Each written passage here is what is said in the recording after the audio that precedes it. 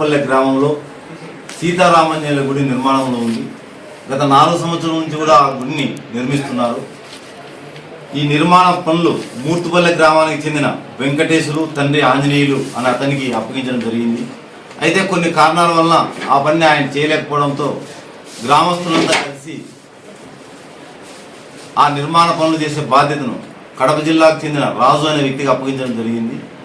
దీన్ని జీర్ణించుకోలేక ఇతను 4/3/2026 తేదీ రాత్రి 10:30 గంటలకు వెంకటేశ్వర ఎవరు లేని సమయంలో గుడి ఎక్కి అక్కడ నిర్మాణ దశలో ఉన్న పూర్తి కాకుండా అన్ఫినిష్డ్ విగ్రహాలు, కొన్ని దేవతా విగ్రహాలను తోసి డ్యామేజ్ చేయడం జరిగింది.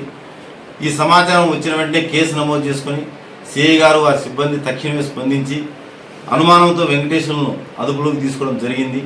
వెంకటేశ్వరులను విచారించగా తానే ఈ నేరం చేసినానని, అందుకు కారణం పనిలో నుంచి తనను తప్పించి ఇతరులకు అప్పగించుకోవడం జీర్ణించుకోలేకని ఈ పని చేసినాను, మరే కారణం కాదని చెప్పడం జరిగింది. అతన్ని అరెస్ట్ చేయడం జరిగింది. రిమాండ్కు కూడా పంపిస్తున్నాం.